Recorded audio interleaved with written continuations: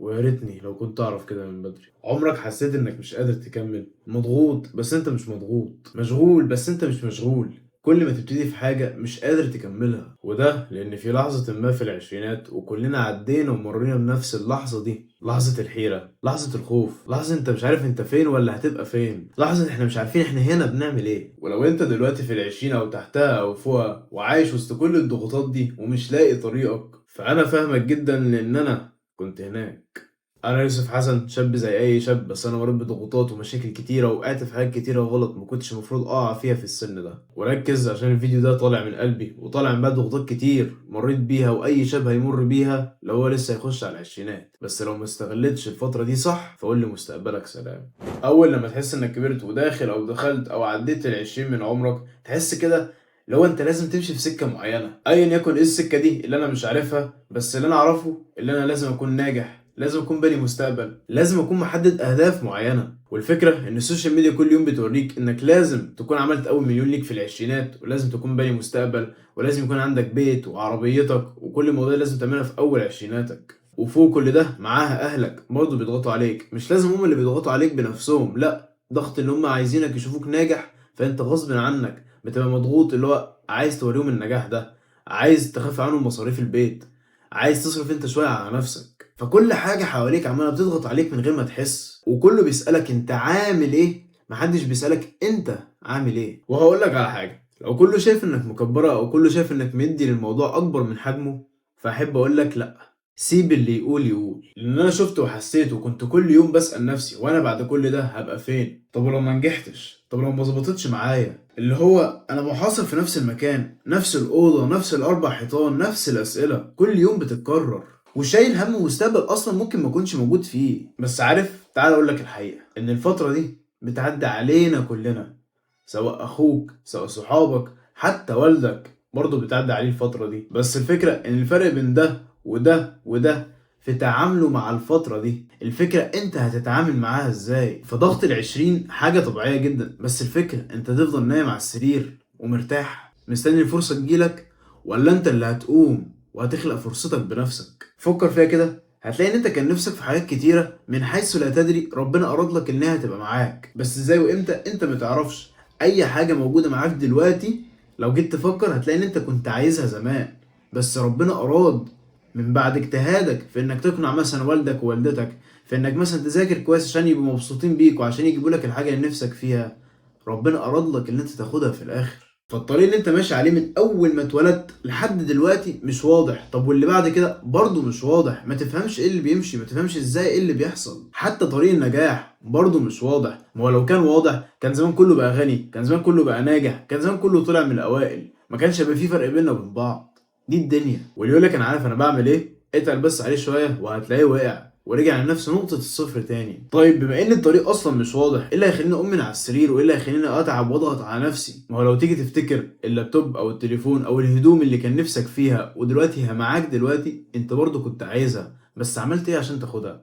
سألت اهلك مرة ورفضوا، التانية ورفضوا، التالتة والرابعة والخامسة، وعملت ايه كمان؟ نظفت البيت وذاكرت وعملت اللي عليك وقلت يا رب، وفي الاخر ربنا اراد لك انها تبقى معاك. هي نفس الفكره دلوقتي وانت داخل على 20 او انت في العشرينات او عدتها، هي نفس الفكره، بس الفرق ان ما عادش فيه بابا وماما، بقى فيه انت وربنا بس. بمعنى انك هتعمل زي ما كنت بتعمل زمان بالظبط، هتطلب من ربنا وتعمل بالاسباب وتعمل اللي عليك، وربنا هيكرمك وهيحقق لك اللي كان نفسك فيه. طب مش لما الاقي اول حاجه اعملها حسن انت عمال بتقول كلام وخلاص، وارض الواقع غير. بصراحة عندك حق، ارض الواقع غير، وانت ولا عندك موهبة ولا عندك حاجة تشتغل فيها ولا حتى اصلا عندك شغف، كنت زيك بالظبط. بس الفرق ان انا مسكتش على اللي انا كنت فيه، انا كنت اي حاجة بلاقيها قدامي بشتغل فيها. انا كنت بعمل دريدز وبعمل راستا اللي هو الضفاير والخصة اللي كانت بتتعمل في الشعر دي، واشتغلت سمسار واشتغلت في افلت ماركتنج، وكنت بعمل بيتس. لو انت مش عارف كنت بعمل اللي هي الموسيقى اللي بيتغنى عليها. القناه دي كانت في الاول قبل ما تبقى قناه دلوقتي بالشكل ده، كانت مجرد قناه بعمل عليها بيتس اغاني بيتغنى عليها. وكنت بشتري اي حاجه بلاقيها مفيده، يعني مثلا لو لقيت محفظه شكلها حلو وجميل كنت باخدها وابيعها على الفيسبوك ماركت بليس. الفكره بقى ان كل المجالات ده ايه انا عملت منها فلوس فعلا، سواء بقى الدريدز، سواء السمسره، سواء مش عارف اي كل حاجه انا اشتغلت فيها الحمد لله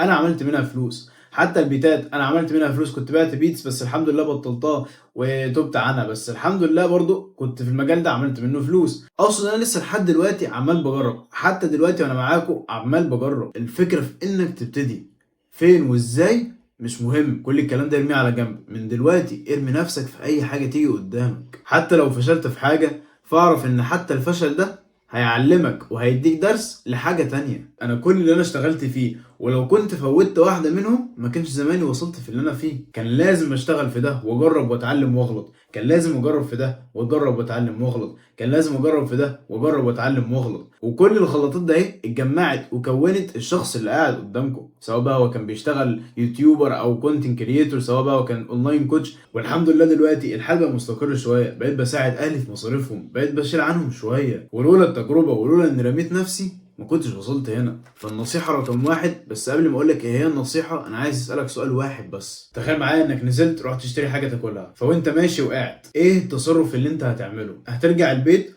والّا هتقوم وتنفّض هدومك وتروح تكمّل مشوارك؟ بالضبط، الفشل أو الوقوع عمره ما كان هو آخر الطريق، وكل مرّة أنت بتقع فيها أنت بتتعلّم إزاي ما تقعش تاني، فلازم تكون مستعد إنك هتواجه الفشل، يعني هتواجه الفشل مرّة و2 و3 و10.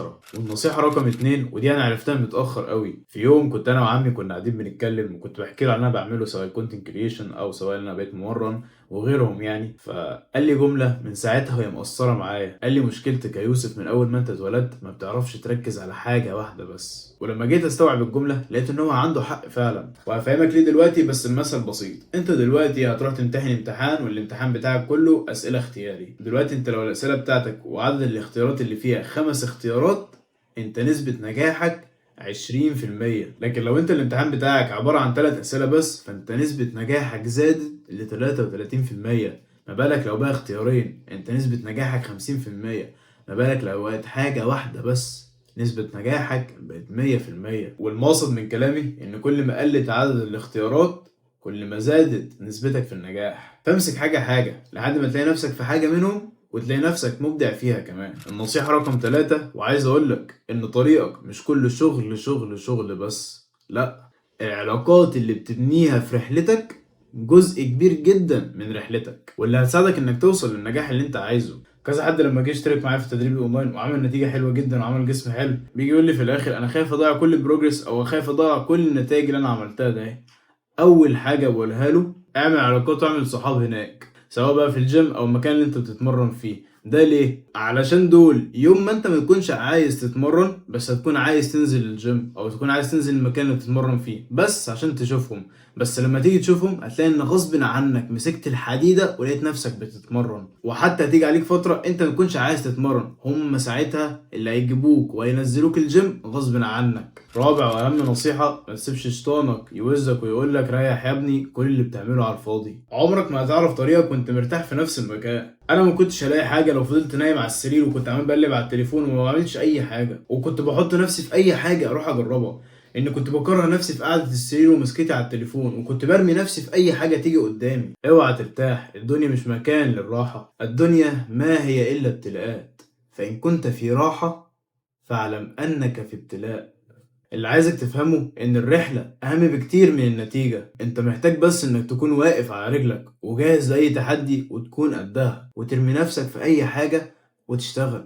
ولو حابب حد يكون جنبك في رحلتك فانا موجود يا بطل، نقدر نحجز ونخش كل سوا. انا كنت وقفت الموضوع ده لان كان في ضغط كبير جدا من التدريب الاونلاين وكنا لازم نطور السيستم عشان كل واحد يكون مبسوط في رحلته في انه يبقى احسن نسخة من نفسه. ولو حابب تشترك معانا يا بطل فانا عامل لك خصم 50% ورجعت العرض تاني عشان تقدر تشترك معانا. كل اللي عليك ابعت لي كوتشنج 50 بس على التليجرام، اللينك موجود تحت في الديسكريبشن، وخليك بطل قصتك للاخر. وبس كده، ربنا يحفظكم ربنا يقويكم وبس. سلام عليكم.